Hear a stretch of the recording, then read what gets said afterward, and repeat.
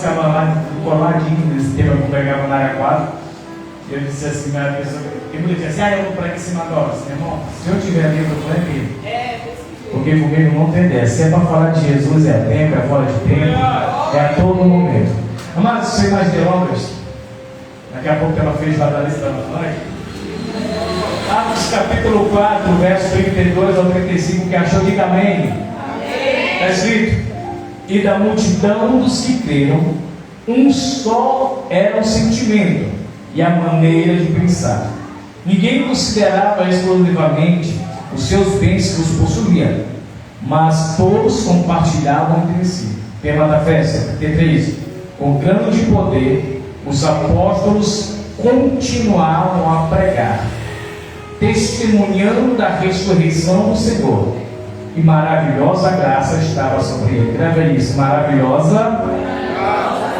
Para quem está vivo, maravilhosa graça estava sobre todos eles. E não havia uma só pessoa necessitada entre eles, pois os que possuíam terra ou casas os vendiam, traziam dinheiro da venda, os depositavam aos pés dos apóstolos, que por sua vez repartiam conforme a necessidade de cada um. E a igreja sempre está dizendo amém. Amém. Amada igreja do Senhor Jesus, prometo aos irmãos ser bem breve, ser bem rápido. Eu tenho certeza que nesses 4 dias de festa, Deus continuou, como já falou muito aos nossos corações. Acredito que muitos homens e mulheres de Deus já passaram por esta tribuna, já ministraram algo de Deus ao vosso coração. Haja vista que quando nós abrimos o livro de Atos dos Apóstolos, nós temos aqui o início de uma era, conhecida como a era cristã. Se hoje existem igrejas como essa, se hoje existem vários templos que da qual o Senhor é adorado, cultuado, foi porque a igreja primitiva, ou a igreja do primeiro século, deu início à era cristã. Para nós compreendermos, para nós entendermos por qual motivo que de graça, por qual motivo os apóstolos ministravam, pregavam com uma autoridade, nós retrocedendo, folheando umas 2 ou 3 folhas da sua Bíblia, você vai encontrar lá no capítulo 1, o escritor do livro de Atos é o único autor ou escritor da Bíblia que não era hebreu, que não tinha um sangue judeu, que por sua vez, talvez na época, não era tão conhecedor da Torá, talvez na época não era tão conhecedor como um bom hebreu conhecia, mas sim, ele recebe uma incumbência de relatar, de notificar como surgiu essa igreja. Tanto é que este autor, não judeu, não hebreu, ele escreve 2 livros do Novo Testamento. O primeiro é Atos dos Apóstolos, que no grego significa Atos dos Keroshi, ou seja, atos de quem fala em nome de um rei, atos de quem prega alguém de maior. Sim, ele começa a dizer ao Teófilo, ao tratado, mas vamos dizer um pouquinho da história, que Teófilo é fruto de pregação, fruto de ministração. Segundo Eusébio de Cesareia, um grande historiador do primeiro século, ele afirma com ênfase que sim, que Teófilo ouviu uma pregação, ouviu uma ministração sobre Jesus, e esta pregação brotou no seu coração o desejo de conhecer mais a fundo quem era este Jesus. Por que, Rabeu? Porque a Bíblia, porque os discípulos pregavam sobre ressurreição. Naquele tempo pregava-se muitas coisas baseadas no Velho Testamento. As sinagogas eram reunidas no objetivo de ensinar a lei, falar da lei, mas depois do ano 33, vai nos dizer a Bíblia que uma pregação nova surge em Jerusalém, uma pregação com efeitos miraculosos, uma pregação que fazia os olhos das pessoas derramarem lágrimas, uma pregação que fazia muitos antenar. Qual era a pregação, ele dizia: existiu um homem que morreu, sim, mas ao terceiro dia ressuscitou. E eu me perguntava: quem é este? Ele disse: ele passeou pela terra, ele curou enfermos, ele expulsou demônio, ele teve poder sobre a morte, ele destruiu o império satânico. E as pessoas, o resultado era esse: convertiam-se a Cristo. E todos que se convertiam eram chamados de caminho, eram chamados aqueles que seguiam a Cristo. E em Jerusalém a pregação foi surgindo, foi crescendo, e Deus começa a manifestar. Mas tu quer saber como surgiu essa igreja, como foi o início dessa igreja? No Evangelho de Mateus, salve a memória, o capítulo 17 e 19, não recordo, diz que Jesus estava em Cesareia de Filipe, uma cidade marítima, uma cidade portuária, como se fosse a cidade de Santos hoje aqui em São Paulo. E ele diz: Jesus estava passando por discípulos, ele faz uma pergunta: o que dizes por aí que eu sou, Tatiana? Alguém diz assim: o que diz aí por aí? Alguns começam a dizer: um diz que tu é Elias, outro diz que talvez tu seja João Batista. Mas Pedro, Petrus no grego, rocha firme, ele disse assim: não, eles podem dizer isso, mas sei que tu és o Cristo, filho do Deus vivo. Ele estava dizendo: tu é o Machia, tu é o enviado. Naquela hora, pastor Adriele, Deus tira do papel celestial o projeto e diz: olha, Pedro, não foi carne, não foi sangue que te revelou, mas sim o meu Pai. Tu está vendo essas portas aqui? Sim, Pedro, tu és pedra, Petrus no grego. Ele está dizendo: Pedro, tu és pedra, e sobre esta pedra eu edificarei a minha igreja. O primeiro segredo da igreja é edificação na pedra. Que pedra é essa? Pedro pegou a pedra angular, a pedra firme, a rocha inabalável. Enquanto muitas igrejas são edificadas em doutrinas de demônio, enquanto muitas igrejas são edificadas em doutrina rasa, Jesus disse: não, mas a minha igreja será edificada na rocha, em Pedro. Mateus vai dizer no capítulo 7 que é casa edificada na rocha. Quando vem a tribulação, quando vem a onda, quando vem a tempestade, vem. Deus está dizendo que não vem, mas vem. E quando bate, ela não mexe com a estrutura. Porque, Rabel, está firme, está firme, está firme. Aleluia, está firme, está firme, está firme. Quantos crentes firmes na rocha tem essa manhã? Aleluia! Escute! Aí Jesus diz assim: que as portas do inferno não prevaleceram. Existe um segredo. Vou te levar comigo, senhor pastor. Onde eu for, gostei de tudo. Está no clima.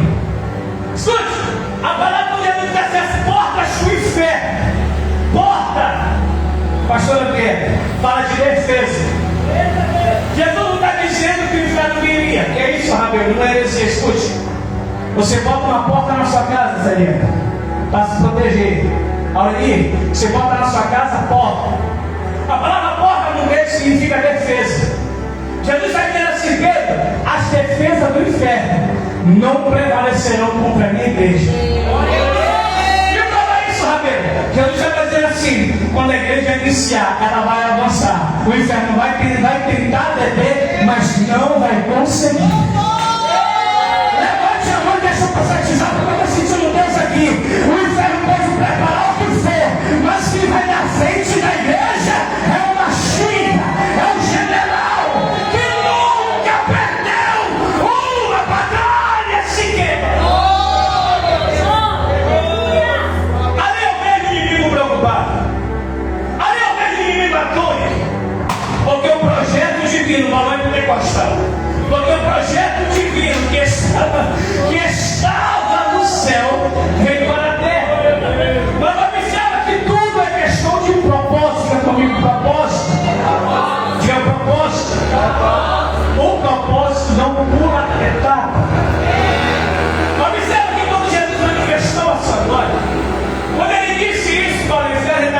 assim: Pedro, tu também estás fora. Em Cesareia de Filipe, Marcos, era uma cidade onde existiam muitos ídolos. E segundo Flávio José, existia um Deus que perturbava o povo à noite, chamado Pan. O povo de Cesareia, ele não saía de madrugada por conta do medo do Pan.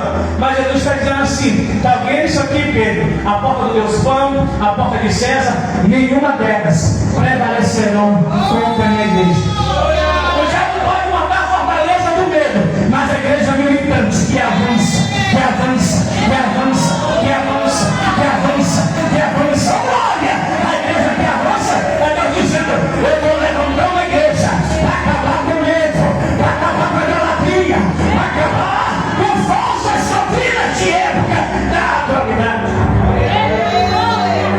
Mas Jesus morreu antes disso. Ele chama os discípulos, ele sopra, eles vão 20, 21. Jesus chega diante dos discípulos e sopra sobre eles.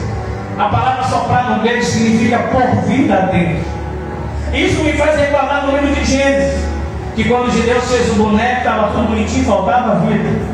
E quando Jesus sopra nas narinas, ruar no hebraico, ele está dizendo assim: eu ponho vida ao boneco. Quando Jesus sopra sobre os discípulos, ele diz assim: recebais o Espírito. Jesus estava dizendo: eu estou dando vida para vocês. Eu estou dando vida para vocês. Mas observe que quando Cristo estava na terra, ainda não existia. A igreja estava, os discípulos ainda não via necessidade da inauguração da igreja. O ano era o ano 33. Nós sabemos que a Páscoa da Páscoa. Uma vez o Senhor me deu uma ministração sobre a Páscoa que abalou a Páscoa. Por quê, Rabelo? Era costume reunir em Jerusalém, soltar prisioneiros, prender e soltar o costume romano dentro da sociedade judaica. Mas observa que quando Jesus morreu, ressuscitou, logo após a sua ressurreição, ele não se manifestou mais a ninguém, a não ser aos seus discípulos. E quando Jesus se manifesta entre eles, nós vamos ver que ele chega em um cenário, em um lugar onde eles estavam com medo, onde eles estavam reprimidos. E Jesus ultrapassa aquelas paredes, chega àquele lugar e ele diz: paz seja convosco. A palavra paz no hebraico significa shalom. Jesus estava dizendo: eu vos dou uma paz. A igreja militante que avança, ela tem a paz. Que paz é essa, Rabelo? A paz que só Jesus pode dar. Que paz é essa, Rabelo? A paz que faz um momento de dificuldade a gente olhar para cima e dizer: pode vir, pode estar na situação que for, mas eu estou firme nele, eu estou firme nele. Que paz é essa? Que é a mesma paz que Jó disse: eu sei que o meu Redentor vive e estou firme nele. Que paz é essa? Aquela paz que faz você avançar, avançar, avançar e avançar. Mas observe que após a ministração, após a ressurreição, Jesus ainda passou no capítulo 1, 40 dias com o discípulo.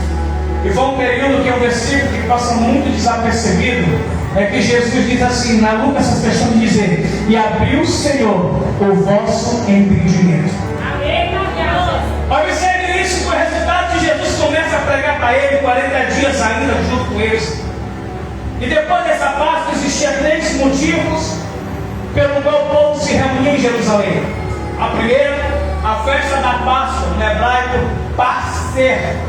Depois, a festa do Pentecoste. Nós temos uma visão pentecostal, o som pentecostal, que o Pentecoste era pular, o Pentecoste era sair quebrando tudo, mas não era essa desordem. A palavra Pentecoste significa tempo de colheita. Depois da Páscoa, segundo o costume judaico, o povo reunia-se 40 dias depois, 50 dias depois, uma festa chamada 50ª festa judia. Para que, Rabelo? Para celebrar o tempo dos frutos, o tempo da colheita. Que colheita era essa? Colheita do trigo, colheita da ceva. Era onde o povo se reunia para celebrar. E esta festa era uma festa de abundância, aonde reunia não só judeus, mas pessoas de todas as nações, tanto da Mesopotâmia, tanto da Galácia Antiga. O povo reunia em Jerusalém para celebrar a abundância do trigo,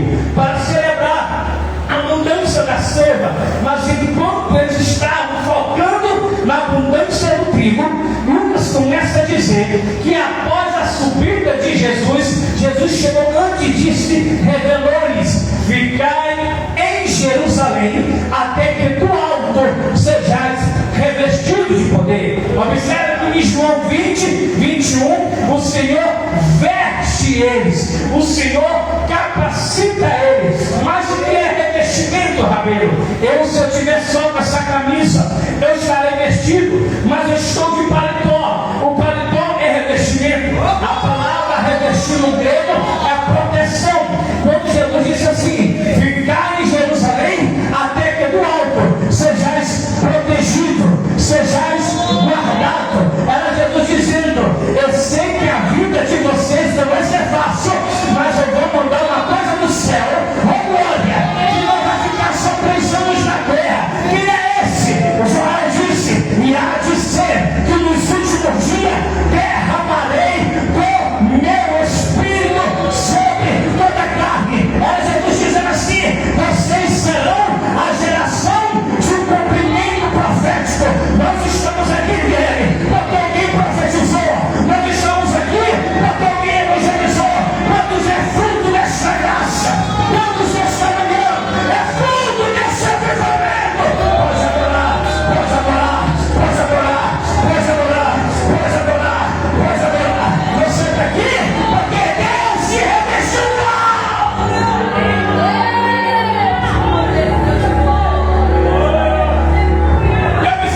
O grande segredo da igreja primitiva, diga comigo, segredo.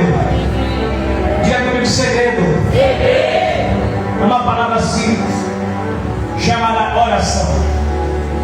Quando Jesus é levado ao alto, eles começam a orar no período de 10 dias. Diga comigo, 10 dias. 40 dias, Jesus ensinando. 10 dias o povo orando. Mas observe que, vou falar, eu sei que os irmãos me amam, eu amo vocês, mas a oração, ela foi feita para todos, mas nem todos gostam da oração. Repita, a oração foi feita para todos, mas nem todos gostam da oração. Mais de 500 pessoas em 10 dias começavam a orar, mas em 10 dias, cada dia pessoas desistiam. Mas existe um personagem da Bíblia, que eu amo ele, preguei sobre ele na sexta-feira, que no primeiro dia, enquanto ele não teve resposta, ele orou. No segundo dia, enquanto ele não teve resposta, ele ora e jejua. 21 dias ele pensava que a resposta não via, mas a resposta foi enviada. E em Efésios capítulo 6, o apóstolo Paulo ensina que existem regiões de demônios que agem no reino espiritual. Demônios que querem impedir que a oração chegue ao céu. Demônios que querem impedir que a resposta venha do céu para o orador. Mas quando o demônio chega e pedir, tem um ser no céu chamado anjo Miguel, pronto para dissipar o laço e fazer. E o anjo mensageiro Gabriel trazer a resposta. Que é isso, Rabelo? O inimigo pode até tentar, mas tem um anjo preparado, a ordem de Deus, para dissipar o laço de Satanás e trazer a resposta. Quem recebe a providência dessa manhã? Quem está dizendo nesta manhã? Tem resposta de oração aqui. Nesta manhã, eu ordeno meu anjo e ele dissipa o laço e a resposta vem. Eu estou dando crente aqui para receber a resposta. Recebendo a resposta. Eu sei que aqui tem crente recebendo a resposta. Crente recebendo a resposta. Orou e Deus respondeu. E o discípulo começa a orar. Não há um texto bíblico que diz qual era a oração, mas creio eu, na minha linguagem metáfora, que eles oravam pedindo aquilo que Jesus pediu para eles orar. Qual? Senhor, manda o teu poder. A palavra poder no grego é dínamos. E dínamo fala sobre uma explosão de poder. Quando a mulher que tocou a orla de Jesus, Jesus disse assim: alguém me tocou, porque de mim saiu virtude. A palavra virtude do hebraico, ela significa um significado: poder. Quando o Salomão diz aqui, eu vou puxar agora o saco para a mulher, temos poucos outros para a gente apanhar. Quando o Salomão diz assim, Selena, mulher virtuosa, quem achará? Eu vou falar um segredo para vocês, não gostou ali. Eu vou falar um segredo para vocês que você nunca viu em lugar nenhum. Não tem um mulher com poder, mulher com força, quem achará?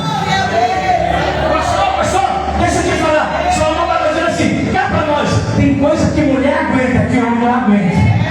Tem coisa que mulher suporta, que homem não suporta. Quer ver? Todos abandonaram Jesus, mas quem estava acompanhando? Maria, uma mulher, estava lá. Olha só, pastor, minha pena, vai trazer tudo de mulher para vocês aqui. Aí o Salomão diz assim: uma mulher com poder. Ou seja, quando ele fala uma mulher virtuosa, no hebraico, aquela mulher que a sua força é 2 vezes maior. Cadê elas aqui nessa manhã? Gostado, né? Cadê a mulher com força? 2 vezes maior essa mulher.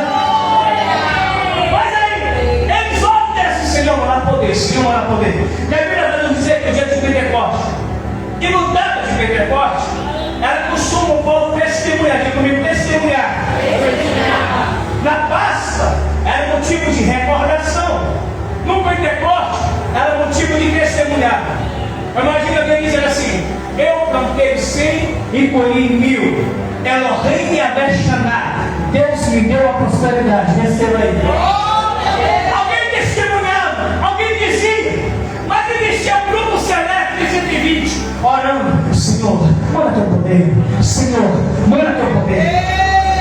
Observe que o Jesus sobe, e quando o Espírito Santo desce sobre eles, o sinal é esse: ouve primeiramente um vento como tempestuoso, um vento veemente. Quando aquele vento invade um lugar, observa tudo. Eu nunca vi o Espírito Santo tomando conta de um pequeno espaço. Ou ele toma de conta de tudo, ou ele não toma conta de nada. Ou ele toma da tua vida por inteiro, ou ele não toma a vida por completa. Para os crentes do Espírito Santo é dentro do completo nessa manhã.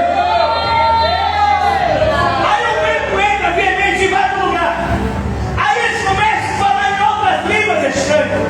Língua que eu imagino que eles começam a falar, porque ele dizia: como é que pode ser pescadores?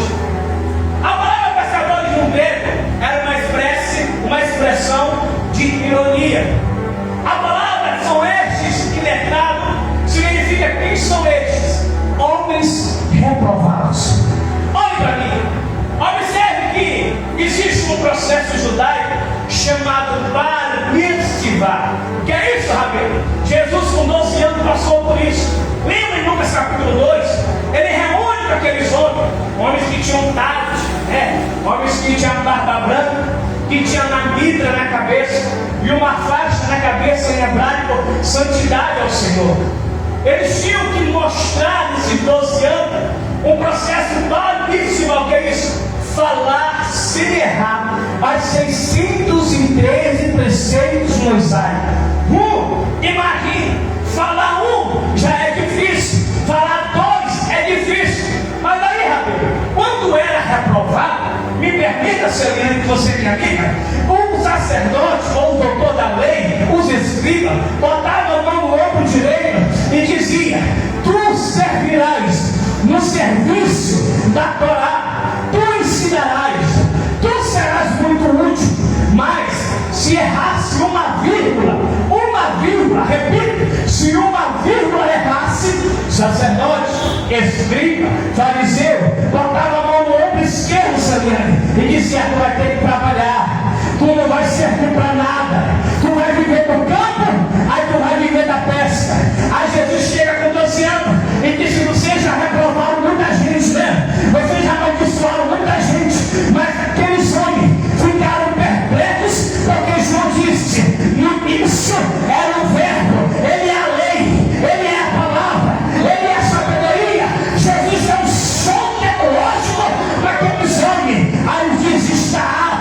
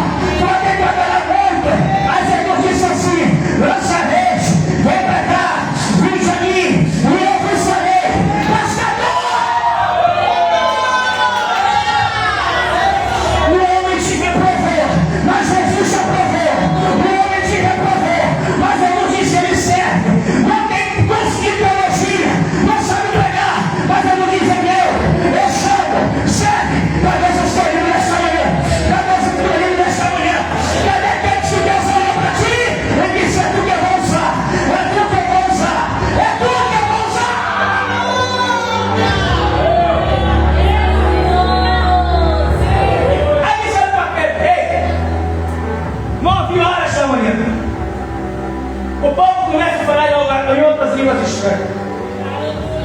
E a visão disso, que eles estavam tão cheios do Espírito dela, que um olha para a cabeça do outro e vê línguas de fogo. Sabe qual é o segredo da língua de fogo? Vou falar. Era o Senhor dizendo: a sua palavra será com autoridade. Quando ele viu João pela cabeça de Tiago, para quem está preso, tem uma língua de fogo. No mundo hebraico, a língua de fogo significa falar com autoridade, e aquilo que falar se cumprirá. Deus está dizendo assim: meu Espírito, põe a minha palavra na boca de vocês, mas quando vocês falar, eu vou trazer existência, milagres e profecia. Aí Jesus disse para o discípulo: em meu nome, no nome de quem? Do Yeshua. Não é no nome de Buda, não é no nome de Deus Estranho, é no nome do Yeshua. Em meu nome, expulsarão demônios, curarão o enfermo, falarão novas línguas. Falar em língua significa vocês estarão em idioma, sem precisar passar por Sicília e eu. Vou falar no hebraico, no grego, no aramaico, dizendo: a minha palavra será pregada em todos os idiomas, em todos os idiomas. É você que Deus vai usar nessa manhã, é você que Deus vai usar.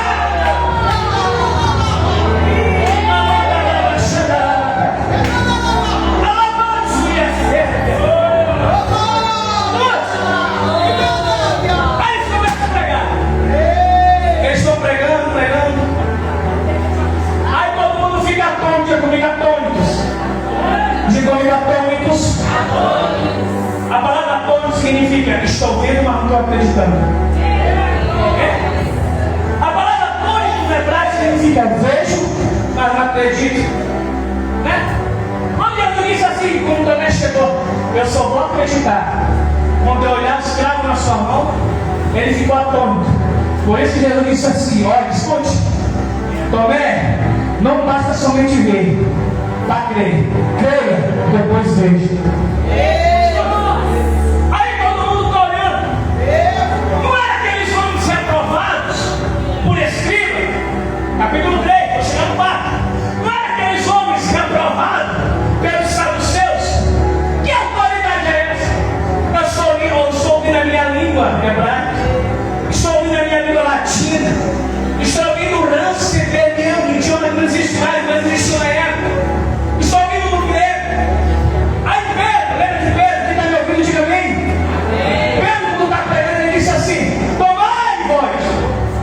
Pedro sempre foi para frente, né, irmão? Pedro sempre foi aquele que dizia: eu vou. Tu não vai, eu vou. Pedro é aquele, meu filho Isaías, que ninguém quis defender Jesus. Ele disse assim: mas deixa que para defender comigo mesmo. Me dá aqui altar. Aquela espada no hebraico grego é machaia.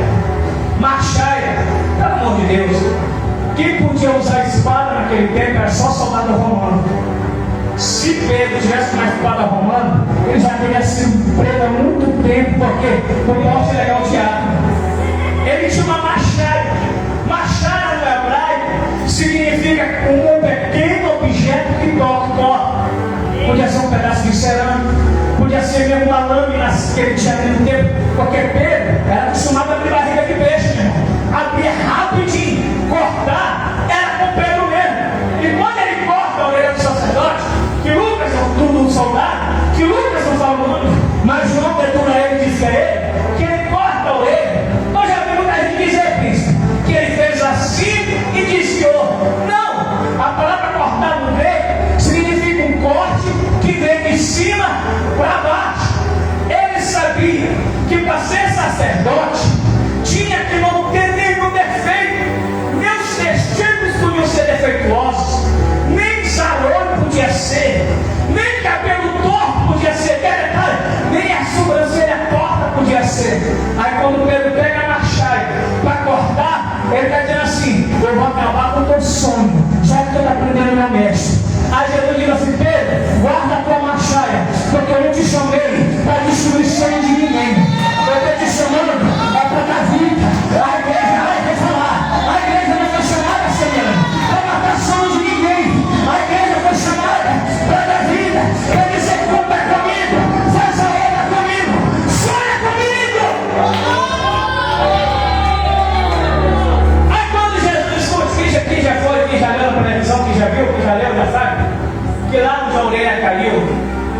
Escute só. Quando o soldado quer que a orelha cortada dele, ele viu seu sonho indo por água abaixo. Vou te falar um segredo. Esse é o último milagre de Jesus antes de ele ser crucificado. Era Jesus dizendo assim, tem outro, né? Mas o milagre, vamos dizer assim, milagre de ciência foi esse. Milagre visível, perdão. O último milagre visível foi esse. Porque Jesus pega a orelha, estava escuro lá, cheio de areia. Então se cortou, saiu sangue. E para o judeu, esse sangue é vergonha. É porque assim, tirei o teu sonho e te pus a vergonha. Aí quando Jesus diz, guarda a tua espada, a tua machada, guarda aquilo que tu guarda a tua língua, vou parar para que seu longe.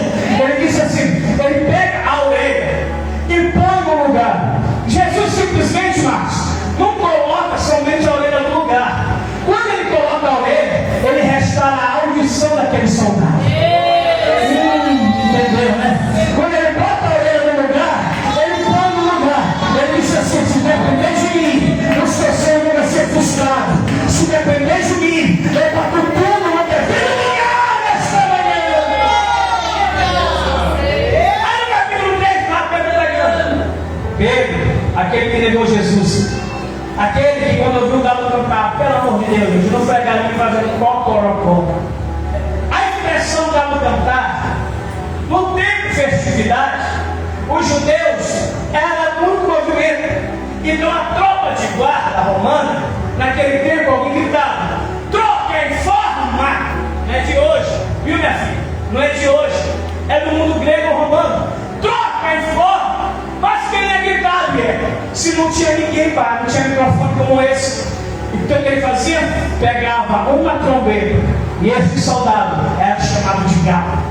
O que ele fazia? Quando chegava a hora de trocar os postos, a hora de trocar o turno, o galo tocava 1, 2, 3. Primeiro toque, troca de guarda. Segundo toque, soldado ativo. Terceiro toque, todos os soldados estão no devido lugar. Jesus disse assim, Pedro, antes do galo, antes do soldado toque a trombeta, tu vai me negar 3 vezes.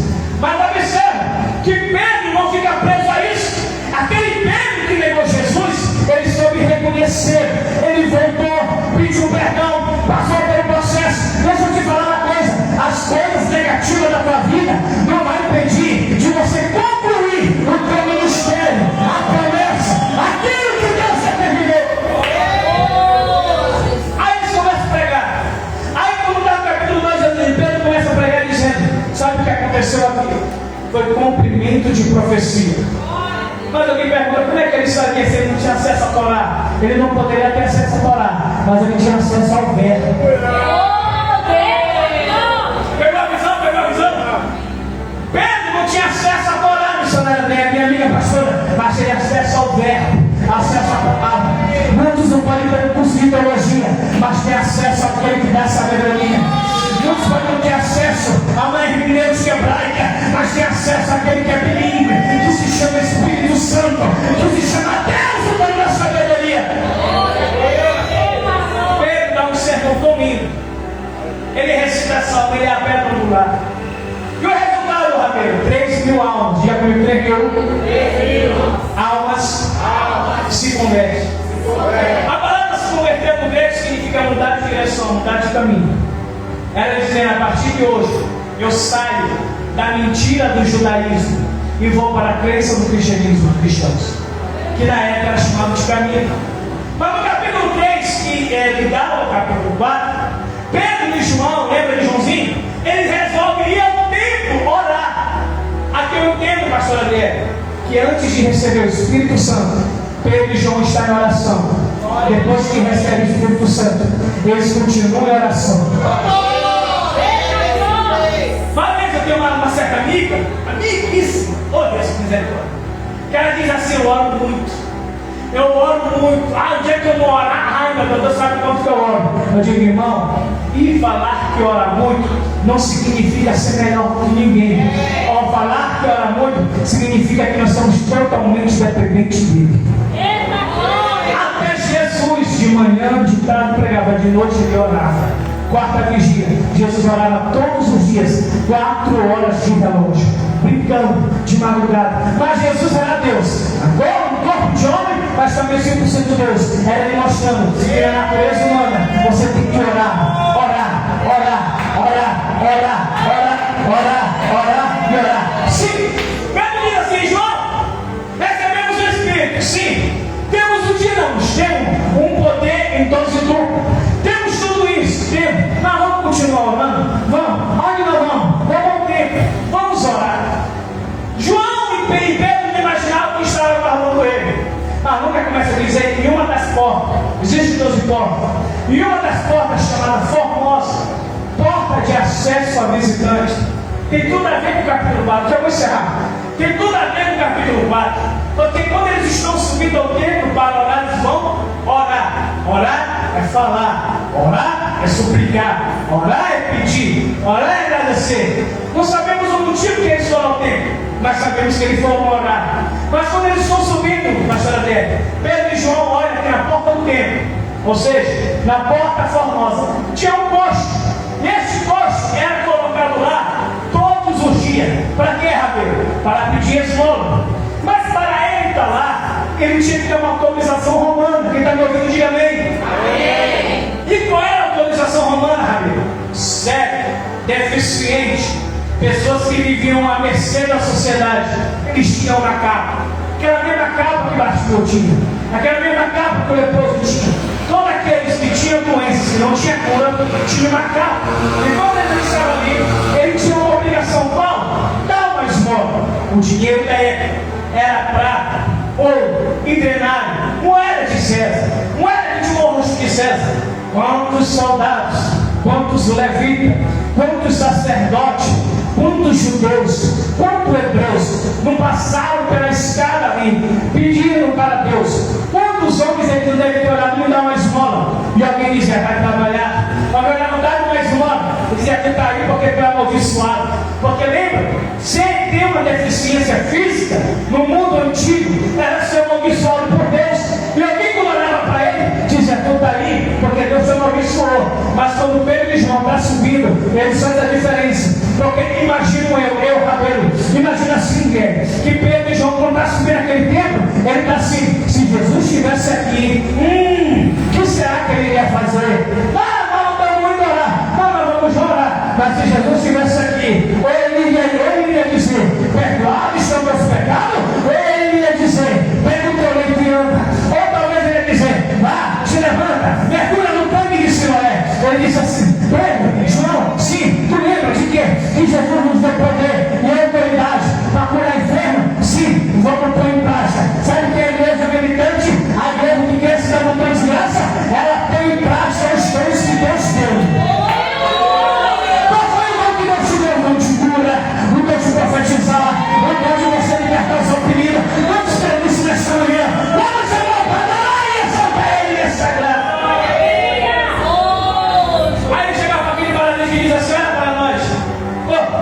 Aquele já ficou surpreso dele. Por que, Rabelo? Porque ele não tinha atenção. Só o fato de ter atenção. Ele já disse, olha para nós. Aí Pedro, sempre para frente, ele chega e diz assim, não tenho prata, não tenho ouro. Agora imagina comigo. Agora eu começo a pregar.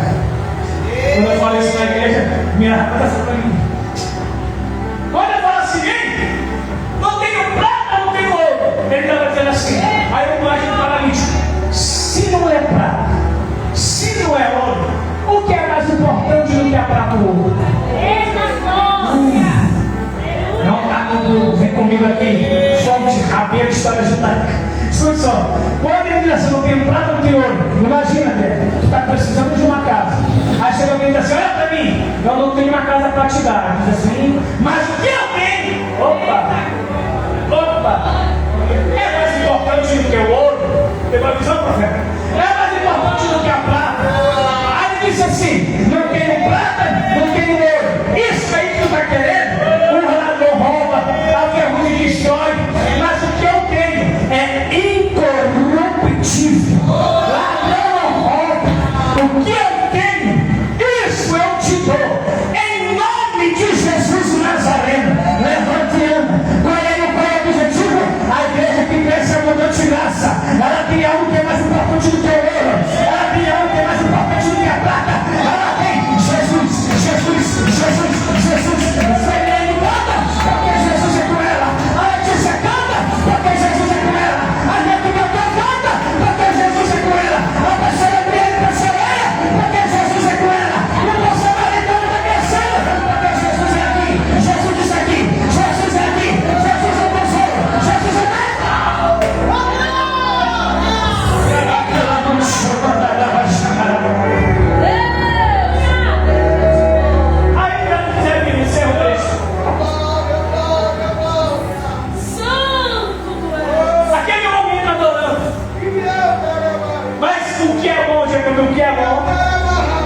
Diga o que é bom, nem todos se agradam.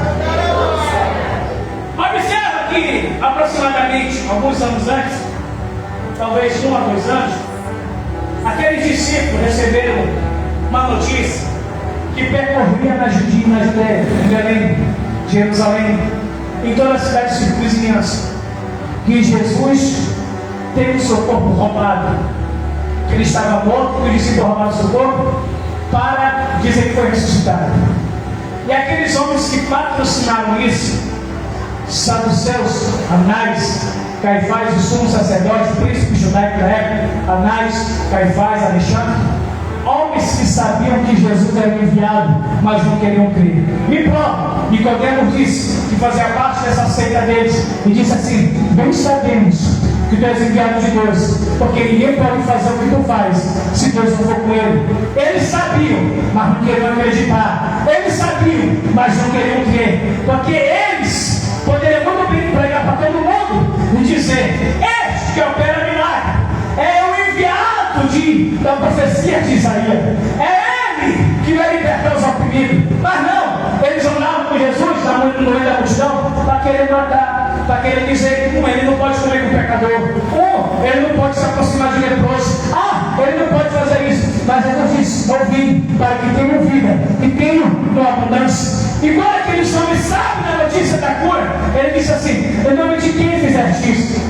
Jogaram Pedro e João, primeira prisão, perseguição, uma coisa desse do Espírito. No caso, passaram a noite toda, reuniram o sinédrio e disseram assim: mas aí, nós não podemos fazer nada contra eles. Por quê? Porque o milagre é notório. A unção foi particular, mas o milagre todos viram. O ministério do samaritano, pastor Adriel, foi em particular. Deus disse para a senhora, Deus se revelou para a senhora, lá no seu quartinho, no momento de oração, a senhora orando e dizendo: eu não quero, mas eu dizendo: eu escolhi, vai, porque Deus se revelou em oculto, Deus começa a fazer a público. Todo mundo está vendo que Deus está fazendo com o samaritano, é porque é Deus dizendo: eu não uso no oculto, mas eu honro em público, eu uso no oculto, mas eu honro para quem está dizendo. Os dois é em particular, mas o milagre, Sofia, todo mundo vê.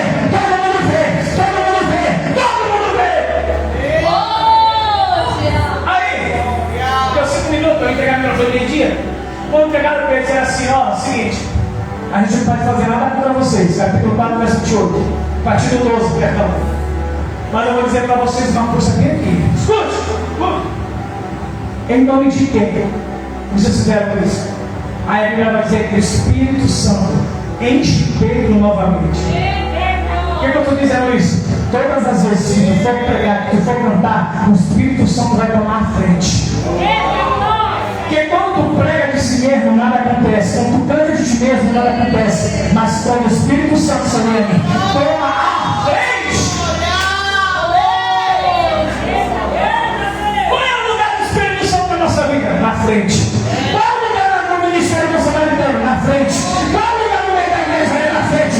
Se o Espírito for na frente, ele bota as palavras certas para se falar. Ele diz assim: nós não podemos nos calar diante dos milagres que viram. Era Pedro dizendo: eu não posso me calar, dizer que eu vi Jesus curar enfermo. Eu não vou me calar dizer que Jesus curou leproso, porque ele curou em Marcos capítulo 1. Eu não vou deixar de dizer que em Lucas capítulo 7 ressuscitou a viúva de Naim. Eu não vou me incitar de dizer que Jesus pegou o cego e restaurou a visão dele. Eu não vou me calar dos milagres que ouvimos e dos milagres que ouvimos. Aí prenderam, não, soltaram ele, pressionaram-lhe para que não pregasse mais. Não vai discutir. O diabo tenta calar a igreja hoje, não é de hoje. O diabo tenta calar a igreja desde o primeiro século. O diabo fica dizendo: não prega mais, não fala mais. Tem gente que já chegou para mim, eu tenho até que não sabe se você quiser ler depois.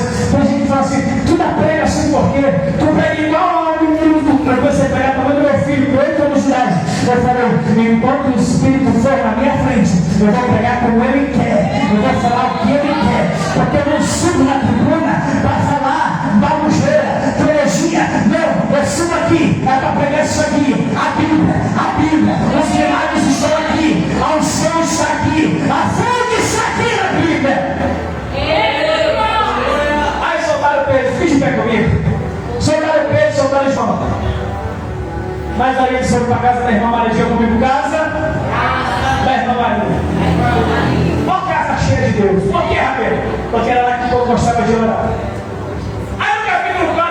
somos, ele se reúne para orar, Tatiana. Diga comigo, orar. Diga orar. É o segredo de Deus se manifestar. Pegue na mão do irmão do lado, rapidão, diga assim, orar. É orar. Diga orar. É o segredo para Deus se manifestar. De prova, Rabelo, de prova. Toda vez que a igreja orou, o céu se movimentou. O céu se movimentou. Daniel orou, o céu se movimentou. A igreja orou, o céu se movimentou. A igreja do meu salário dando hora, o céu se movimenta. Como Rabelo, dando crescimento, expandindo os fogos, expandindo as tendas, expandindo a pregação. Aí Deus diz assim: aqui acontece no capítulo 33, ele lá no verso 28, eles estão orando, Senhor, olha para a ameaça destes homens. Foi tu, Senhor, que concedeste a eles o lugar de onde eles estavam. Agora, sobre nós, diga comigo, sobre nós. Ele diz: concede-nos. Diga, concede-nos poder e autoridade para continuarmos pregando a tua palavra. A Bíblia vai dizer no verso 28 que quando eles estão orando, o Espírito Santo toma de conta do lugar. E aí todos foram novamente ou foram renovados espiritualmente. Eu estou te dizendo que o Espírito Santo vai te renovar segunda, vai te renovar terça, vai te renovar quarta, vai te renovar quinta, vai te renovar sexta, vai te renovar sábado, vai te renovar domingo, vai te renovar em agosto, vai te renovar no ano de 2025 e até a volta de Cristo. Ele vai te renovar, te renovar, te renovar, te renovar, te renovar, te renovar. Aí, vai encerrar. Já me novo. Ele disse assim: precisamos parar a igreja. Precisamos parar a igreja. Precisamos parar o caminho. Precisamos parar. Aí Lucas começa a dizer: com grande poder, os apóstolos continuavam a pregar. A palavra pregar no grego é keroski. Keroski significa falar em nome de quem é maior. Vou estar dizendo assim, olha, os discípulos começaram a pregar em nome de Jesus, porque Ele é maior do que a igreja, Ele é maior do que o universo, Ele é maior do que a monarquia, Ele é maior do que o comunismo, Ele é maior do que o socialismo, Ele é maior.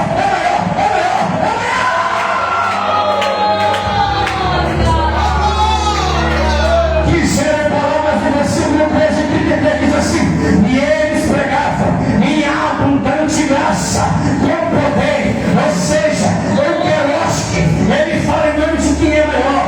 O keroski, ele não muda a mensagem, aquela mensagem pregada no primeiro século, de que Jesus morreu, ressuscitou, nós continuamos pregando.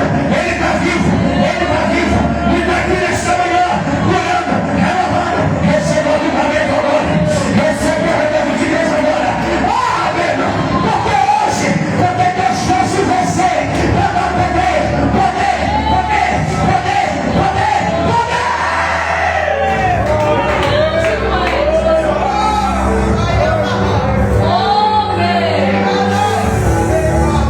Você sabia, meu amigo, que no capítulo 5, Gamaliel diz que surgiram 3 seitas, três seitas. Nenhuma delas prevaleceu. Diga comigo, nenhuma delas prevaleceu. Gamaliel disse assim: o que é, Rabelo? Se essa obra for de Deus, ela vai, ou se essa obra for do homem, ela vai parar. Se essa obra for do homem, ela vai minguar. Porque no capítulo 5, Gamaliel dá um show de história. Você lembra de Judas que fez aquilo, aquilo outro? Você lembra da revolta dos Macabeus? Por isso, apóstolos, vamos entrar nessa questão. Mas ele diz assim: mas se o caminho, que era caminho dos discípulos, que era caminho, quem aceitava Jesus, se essa obra for de Deus, ela vai continuar. Levante a mão, deixa eu profetizar. Gamaliel falou isso no ano 35 de julho de 2025, 21 séculos depois, está aqui Gamaliel dizendo: não fechou, não fechou, não fechou, não fechou. Por quê, Rabino? Porque a igreja continua pregando com abundante graça. Que graça é essa? Graça que não significa não merecíamos, mas Ele deu. Não era para nós estarmos aqui, mas Ele nos trouxe. Não era para você estar aqui, mas só você que Deus escolheu. Eu convido a todos os escolhidos. Eu convido os escolhidos para adorar. Eu convido os escolhidos para adorar. Eu convido os escolhidos para adorar. Porque eu vou te falar um segredo. Quem é escolhido não tem escolha. Quem Deus chama Ele. Cadê esse escolhido? Cadê esse escolhido? Cadê esse escolhido? Eu espero você adorar. Eu espero você adorar. Deus está derramando uma abundante graça.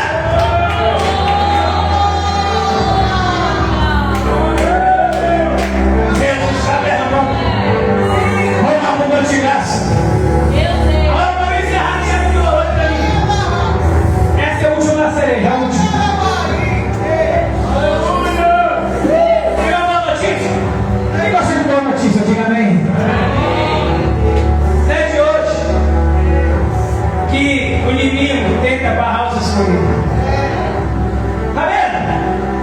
Como é que tu prova que escolhido não tem escolha? Pergunta para Pedro se ele queria ser pregador. Me mostra na Bíblia que ele queria ser. Me mostra na Bíblia que Estevão queria morrer apedrejado. Me mostra. Mas sim, escolhido. Ele não tem escolha. Qual é a prova, Marcos?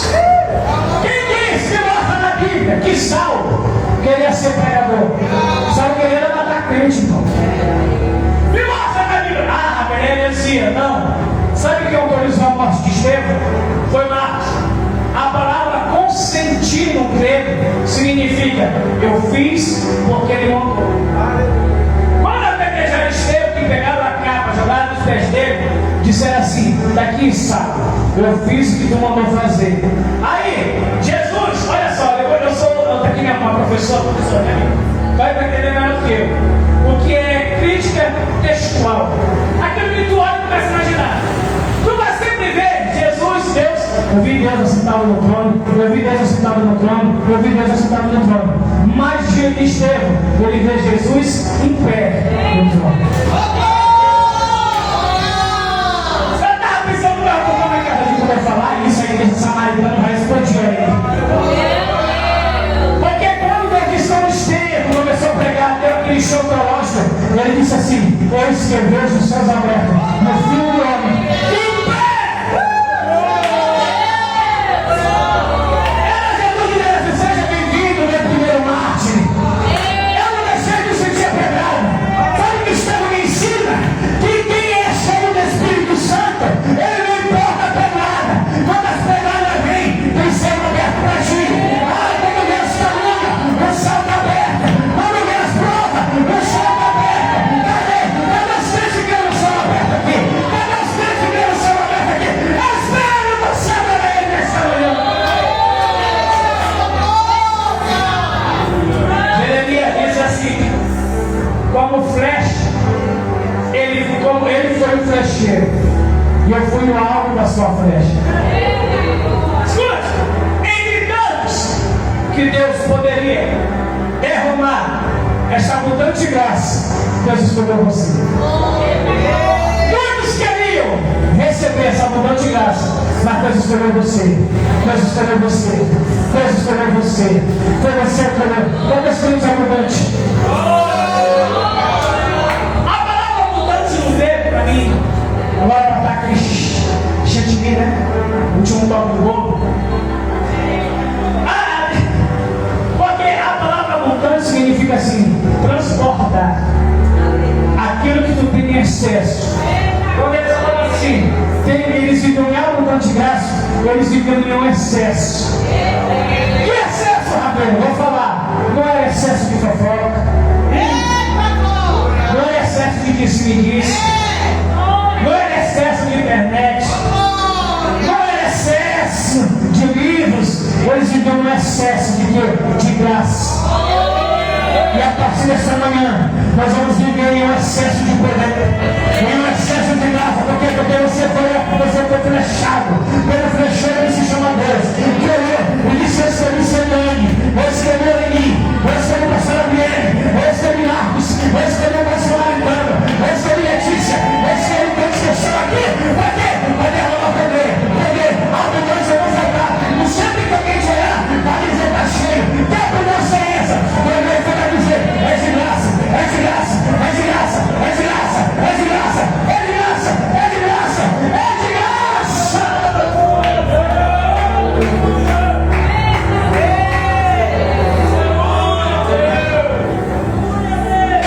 Louvado seja Deus. Convidando a Emília Celene para estar adorando ao Senhor mais um domingo, para a gente estar observando. Louvado seja o nome do Senhor.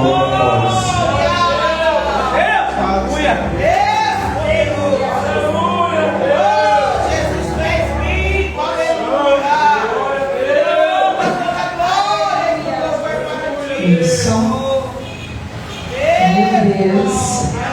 Salve a todos mais uma vez com a paz do Senhor. Aleluia. Que é só um ensaio, queridos. Ninguém quer degustar dessa feijoada, porque ainda não quero permanecer na presença do Senhor celebrando. Aleluia, Jesus. Glória a Deus.